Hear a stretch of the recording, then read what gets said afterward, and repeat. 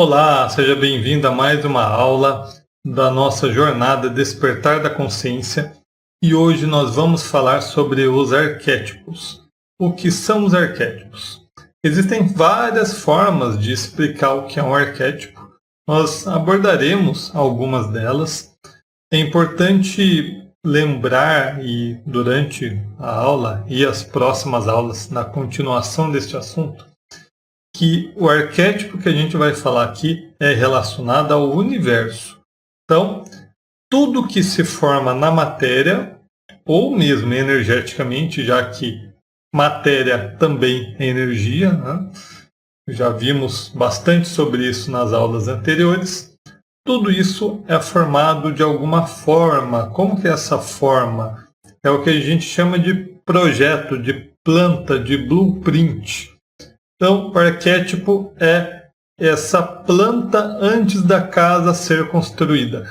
É o modelo a ser seguido antes de realmente manifestar neste universo aquilo que a gente espera que manifeste, aquilo que a gente pensa, aquilo que a gente está cocriando aqui. Então, tudo que eu vejo na minha frente, na verdade, só é possível por conta de existir um arquétipo que antecede aquilo que eu estou vendo.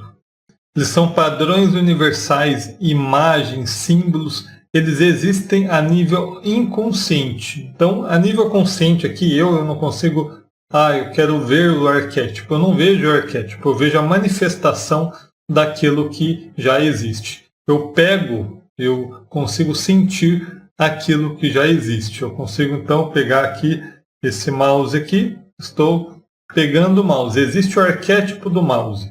Aqui eu já estou segurando a manifestação desse arquétipo. Então, o arquétipo, para falar dele, a gente tem que falar do universo, porque tudo que existe nesse universo vem do arquétipo, vem de um arquétipo que antecede todas essas coisas, né? Então, são as energias primordiais do universo, um arquétipo.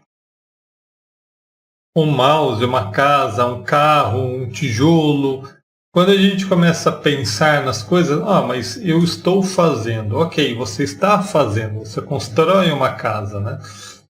Todos esses componentes estão sendo criados, mas como que é criado? Como que a energia é modelada para aí existir essa matéria. Então, é disso que se trata o estudo sobre arquétipo.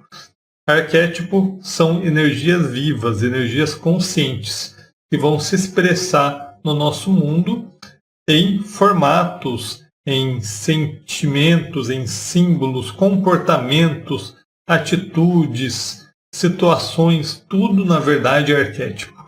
Quando eu falo de arquétipo, eu não estou falando só de objetos. Objetos também. É que no início fica um pouco mais fácil quando a gente exemplifica com objetos. Mas tudo, realmente tudo, existe um arquétipo. Tudo existe um modelo. Existe algo para ser usado de planta, né, de projeto, para aí existir aqui. Antes de falar mais aprofundadamente desses arquétipos no âmbito universal, vamos pegar um exemplo mais prático de algo emocional, sem ser de objetos. Então, quimicamente, o nosso cérebro ele libera substâncias.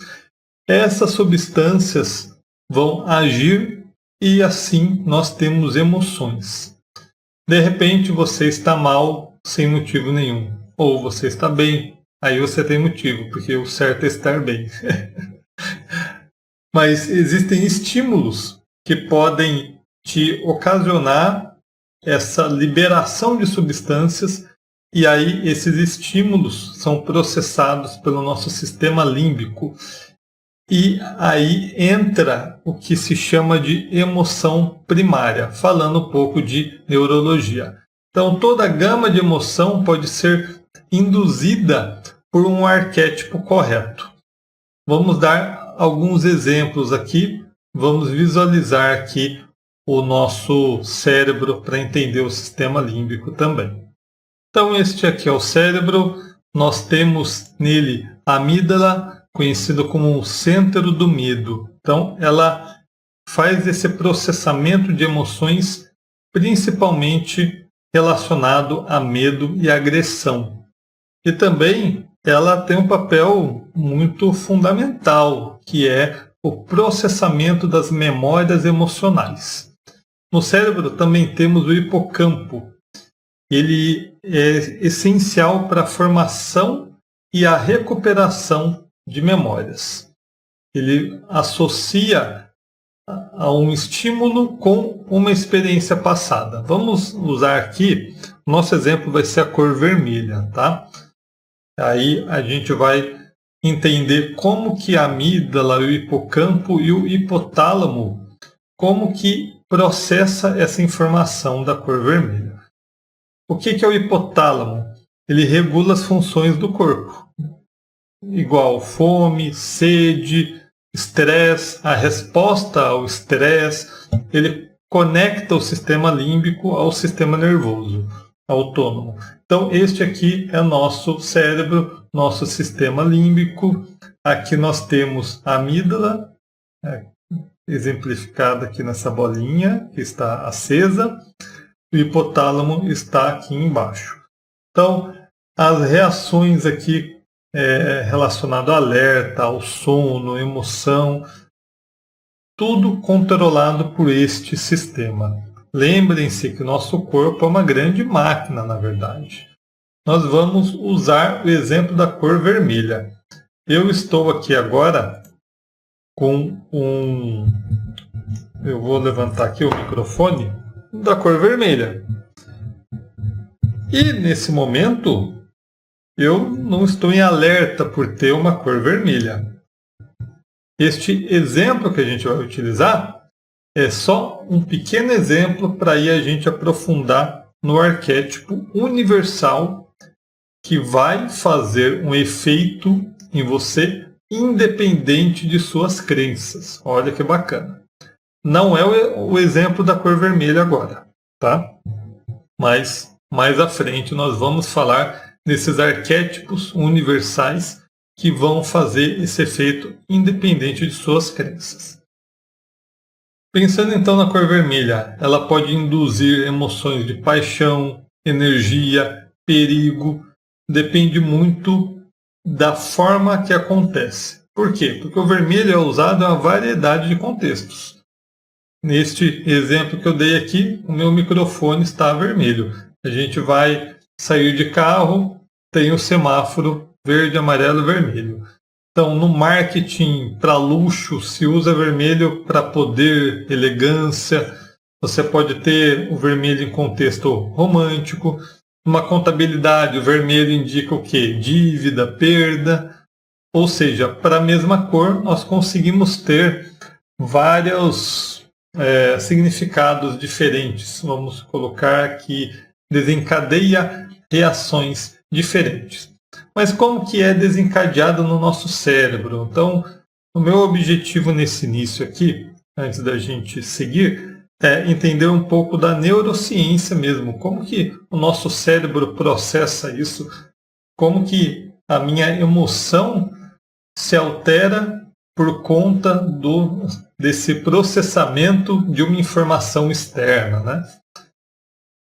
Nós temos uma reação instintiva, uma reação rápida quando acontece algo. Isso é para tudo, não é só quando acontece. Porque aqui eu estou no meu escritório, mas tem luz, tem o microfone, tem um monte de coisa aqui, e o meu cérebro recebe essa informação. E ele reage primeiro instintivamente. Depois ele tem esse processamento. Então, a primeira reação de tudo é a reação rápida, a reação instintiva.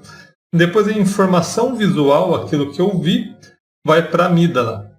E é essa área que eu falei que lida com emoções do medo. O medo, entre outras. Então, ela vai pegar essa informação. Aí vai ter uma reação. Exemplo, uma sirene vermelha. Imediatamente eu tive uma reação instintiva, porque já foi para a amígdala, opa, é um perigo, alguma coisa está acontecendo, né? Então esse é o primeiro passo do meu processamento dessa informação. O segundo passo é uma análise mais lenta e racional. Então, veio essa informação, eu tive esse primeiro ímpeto, né, do medo de um processamento mais rápido. Depois essa informação chega ao córtex pré-frontal, que aí é a nossa área de tomada de decisão. Agora você vai tomar uma decisão dado aquela informação que chegou. É a área que vai consultar o hipocampo, que no hipocampo estão nossas memórias. O que é essa informação da sirene, ou do semáforo, ou de algo vermelho, né, uma luz vermelha que apareceu de repente?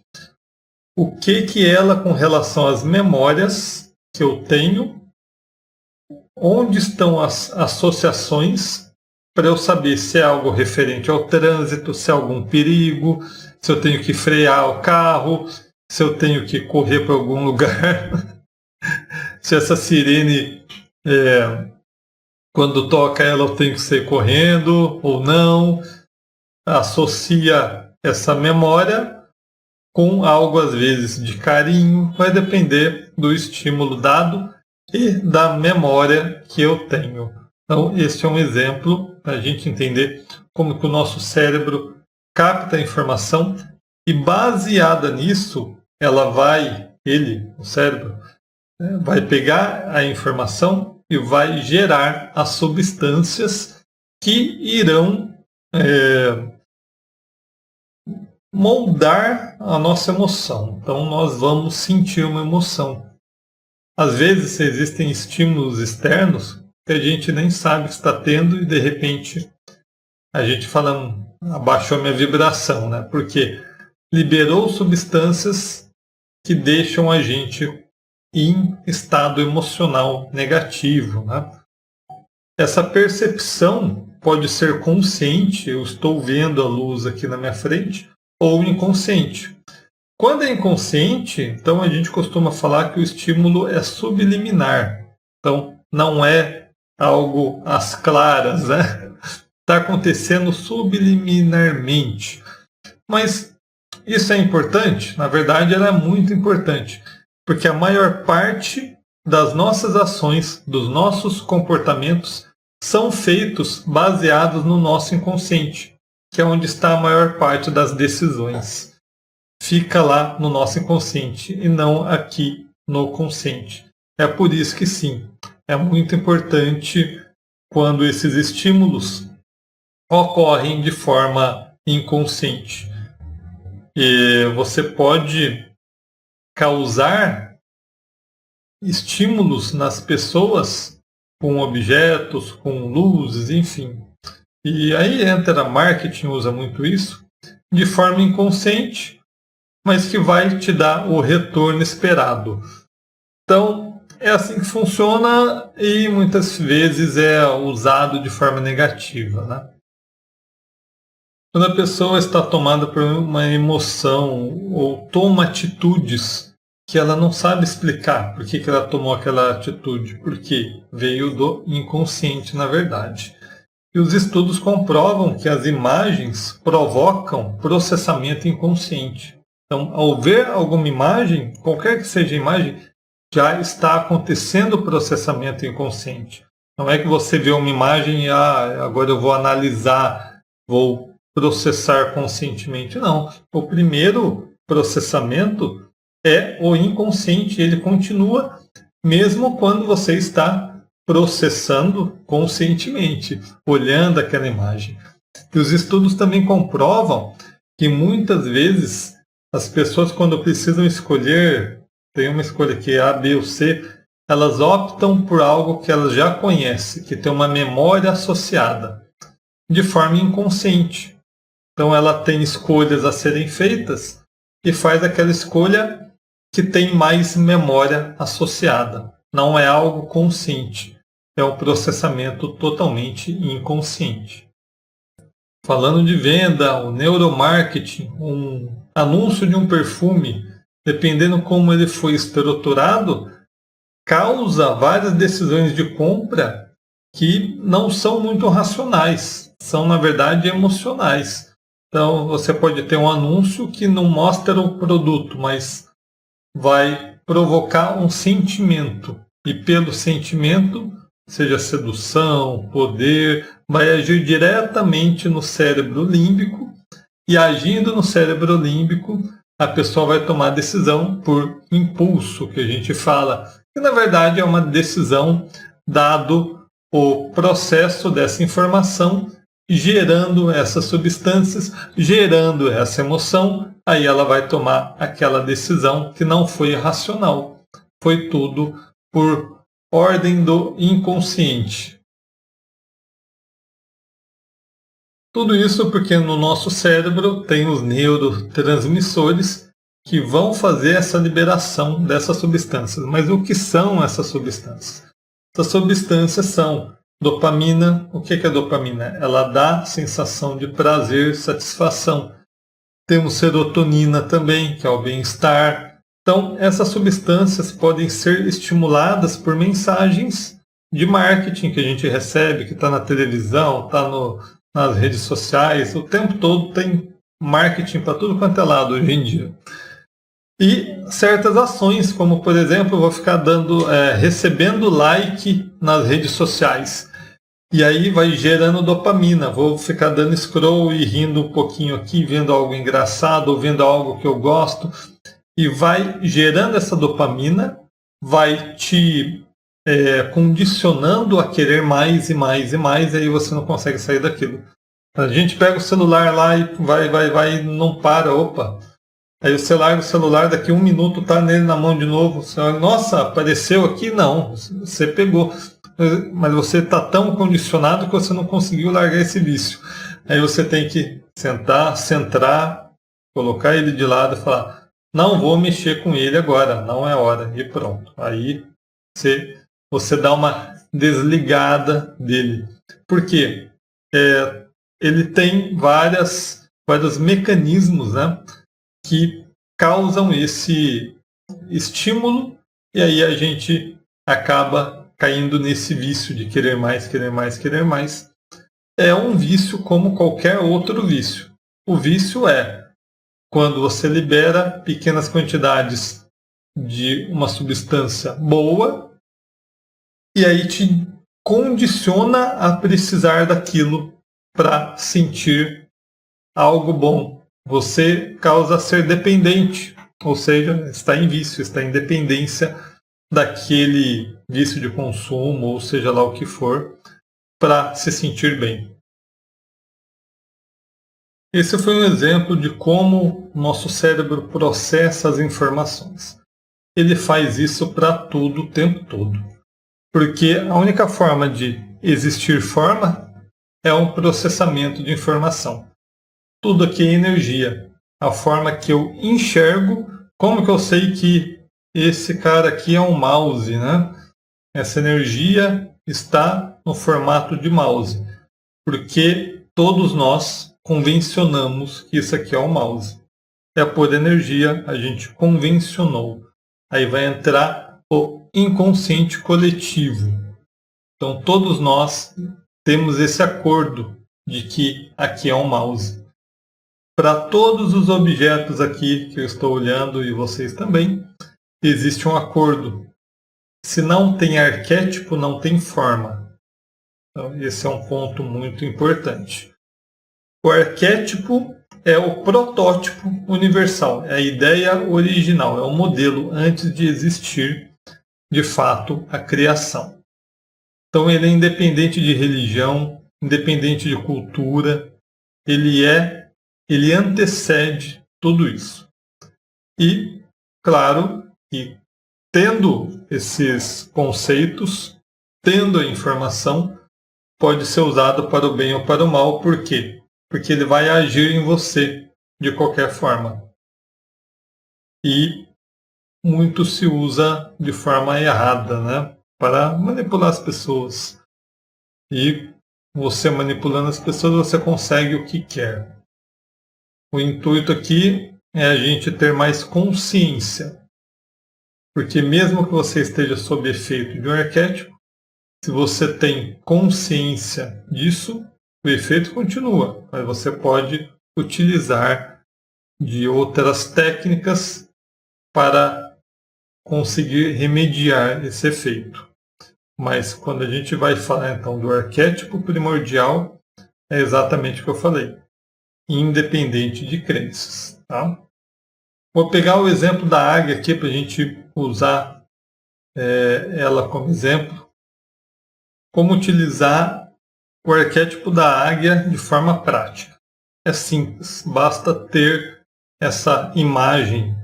Pode ser uma foto, pode ser uma escultura, mas ter algo relacionado à águia em um local que você sempre veja.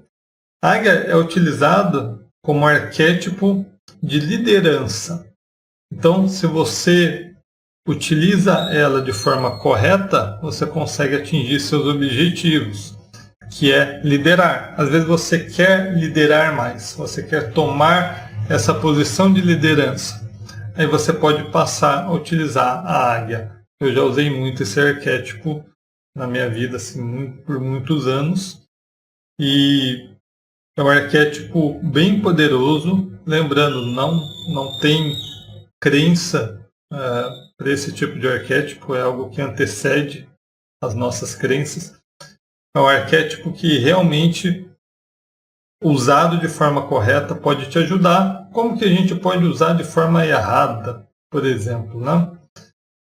Você precisa de funcionários e você está usando o arquétipo de águia para conseguir funcionários, aonde você coloca os arquétipos, esses funcionários estão sempre vendo, e você começa a ter líderes, e não é isso que você quer, você precisa de funcionário para aquela função. Aí não para ninguém, porque ou o arquétipo incomoda a pessoa e ela automaticamente sai de perto, ou impulsiona aquela pessoa a ser líder, o que é algo positivo. Ela abre a empresa dela, ela vai liderar, ela vai crescer.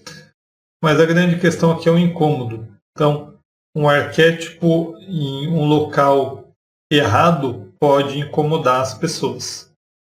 Exemplo, numa loja popular você utiliza arquétipo de águia, que começa a incomodar muita gente. Inconscientemente, ninguém vai falar, ó, o arquétipo está me incomodando, ó, essa águia está me incomodando. Não, vai achar bonito a águia, mas inconscientemente começa a incomodar, porque o seu público-alvo ali é todos, não apenas quem tem perfil de líder. E quem não tem perfil de líder se incomoda com liderança, vai se incomodar com o arquétipo dessa forma, porque o arquétipo está causando um efeito, mesmo que a pessoa não entenda o que está acontecendo. Isso está acontecendo de fato. Essa energia existe. Então, essa conexão de forma inconsciente está chegando na pessoa e nosso cérebro processa e começa as substâncias, né, agirem e vai tomando emoção de acordo ali com a crença da pessoa, com o perfil da pessoa. Porém, lembrando que se ela não acredita que o arquétipo da águia funciona, não adianta, vai funcionar do mesmo jeito. O arquétipo da águia antecede as crenças.